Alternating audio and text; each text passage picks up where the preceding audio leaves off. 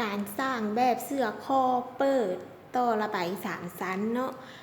ขั้นตอนทับอิฐเราก็จะมาเริ่มจากการแทกวัดแทกความยาวของตัวเสื้อนั่นก็คือวัดแทกจากเส้นบ่าไหล่หาเส้นเอวเราก็จะมาแทกนอกจาก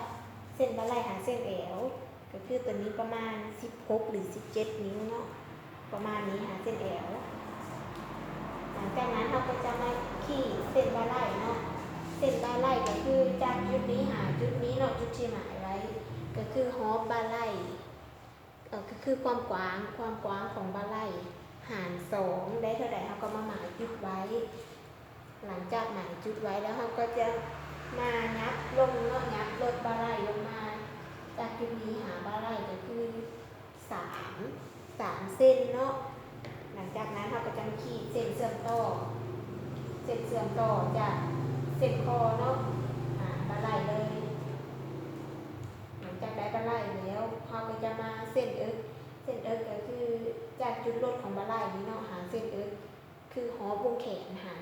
2ได้เท่าใดแล้วเราก็มาหมายเป็นเส้นเอิ๊กแล้วก็ขีดเส้นเอิ๊กออกไปส่วนความกว้างของเส้นเอิ๊กก็คือฮอปเอิ๊กหาร4เนาะถ้าต้องการอยากจะเพื่อยิบเก็ตเท่ากับบวกอีก2เส้นจะได้เป็นเส้นเอิ๊กส่วนเส้นบ่าหน้าเนาะอันนี้เป็นเส้นบ่าหน้าก็คือจากจุดลดบ่าไหล่หาฮอปหาเส้นเอิ๊กหาร2ได้เท่าไหร่เราก็จะมาขีดเส้นบ่าหน้าไปบ่าหน้าก็คือความกว้างเนาะจากจุดนี้หาจุดนี้ก็คือบ่าหน้าหาร2เนาะความกว้างของบ่าหน้าหาร2แล้วก็เราก็จะมาใช้ในบรรทัดซบลบในการขีดเสื่อมต่อเส้นวงแขนเนาะเราก็จะขีดเสื่อมต่อเส้นวงแขนส่วนเส้นเอวก็คือฮอปเอวหาร4บวกอีก2เส้นบวกอีก2เส้นเพื่อยิบเก็ตเนาะแล้วเราก็จะมาขีดเสื่อมต่อเส้นเอิ๊กเส้นเอวหากันส่วนนี้ก็ได้แล้วตูผีเนาะส่วนข้อสังเกตข้อเนาะเขาจะยับคอจากเส้นตัวนี้เป็นเส้นบ่าหน้าเขาก็จะยับลงมาอีก1 นิ้วเพื่อเป็นจุดของคอเนาะเพราะมันค่อนข้างลึกนิดนึงหลังจากนั้นเขาก็จะมาใส่ไม้บรรทัดโค้งจากจุดส้นของบ่าเลยเนาะคือโค้งลงมาทางส่วนนี้เลยเขาก็โค้งลงมาเลยนี่ก็ได้แล้วสำหรับแผ่นหน้า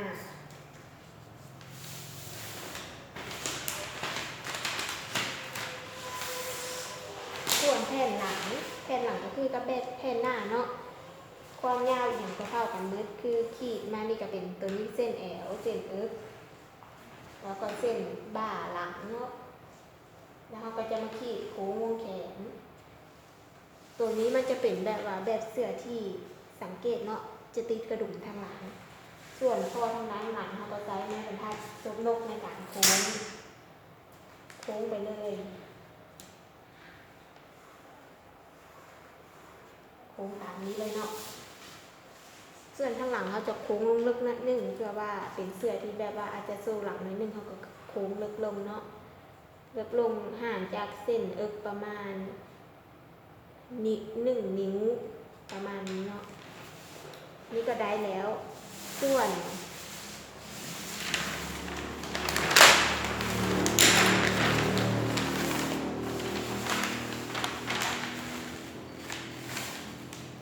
ระบายเนาะระบายเสื้อตัวนี้จะเป็นระบายเสื้อด้านหน้าเนาะที่ว่ามันเป็น3 ชั้นก็คือตัวนี้ส่วนทางหลังจะบริแต้มให้เบิ่งเนาะแต่เบิ่งแต่ทางหน้าก็คือฮอปเอวหาร2แล้วเราก็จะมาขีดเส้น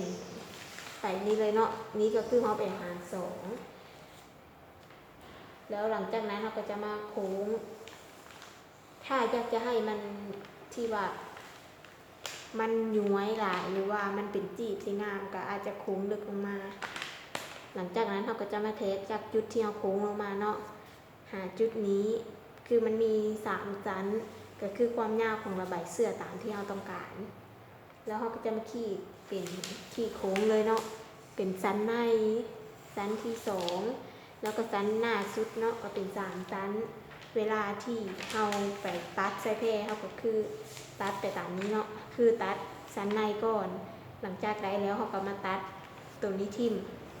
แล้วก็มาตัดเป็นสั้นที่2ตัดทิ่มแล้วก็ได้สั้นที่1นี้แล้วก็เอาไปยีบใส่ตัวเสื้อเนาะ